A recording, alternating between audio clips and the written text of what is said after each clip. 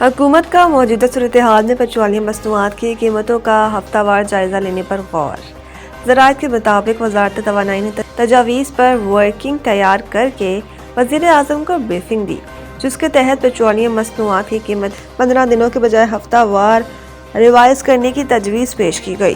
اس طرح پیٹرول اور ڈیزل کی قیمتیں انٹرنیشنل مارکیٹ کی مسابقت سے ایڈجسٹ کی جائیں گی۔ ذرائع کا کہنا ہے کہ وزیر اعظم معاشی ٹیم کی مشاورت سے قیمتوں کو ریوائز کرنے کا فیصلہ کریں گے۔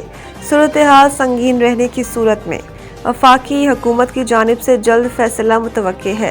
دوسری جانب وفاقی حکومت کی جانب سے پیٹرولیم مصنوعات کی قیمت ذخیرہ اندوزوں کے خلاف بھی مانیٹرنگ سخت کر دی گئی ہے۔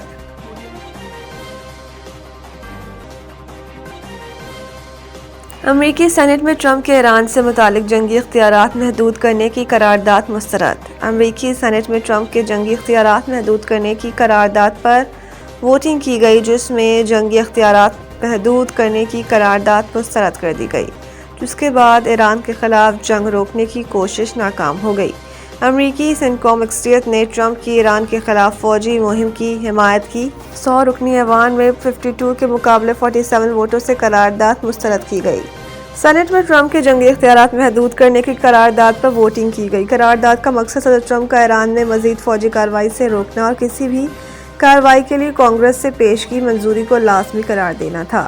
تاہم ریپبلکن اراکین نے موقف اختیار کیا ہے کہ صدر ٹرمپ بطور کمانڈر ان چیف ملکی دفاع کے لیے محدود فوجی کارروائی کا اختیار رکھتے ہیں، جبکہ ڈیموکریٹکس نے موقف اختیار کیا ہے کہ صدر ٹرمپ نے کانگریس کو نظر انداز کیا۔ قرارداد کے حامیوں کا کہنا ہے کہ وہ اس معاملے کو چھوڑیں گے نہیں، جبکہ بعض ریپبلکن سینیٹرز نے بھی عندیہ دیا ہے کہ اگر ایران کے ساتھ تنازع طویل ہوا تو وہ انتظامیہ سے وضاحت طلب کریں گے۔ دوسری جانب امریکی ایوان نمائندگان میں بھی جنگی اختیارات محدود کرنے کی قرارداد پر بحث جاری ہے، جہاں اس معاملے پر مزید سیاسی کشیدگی کا امکان ظاہر کیا جا رہا ہے۔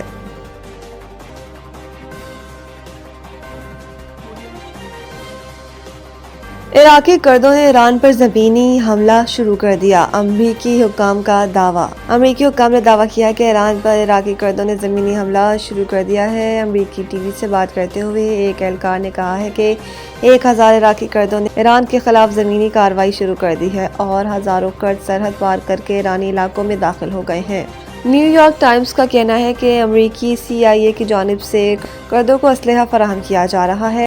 امریکی وزیر جنگ پیٹ ہیگسیٹ نے بھی دعویٰ کیا تھا کہ امریکی فوج تو ایران کے خلاف باغیوں کو مسلح نہیں کر رہی، تاہم انہوں نے یہ بھی کہا تھا کہ امریکی حکومت کے دیگر حصے ممکنہ طور پر اس کام میں شریک ہوں گے۔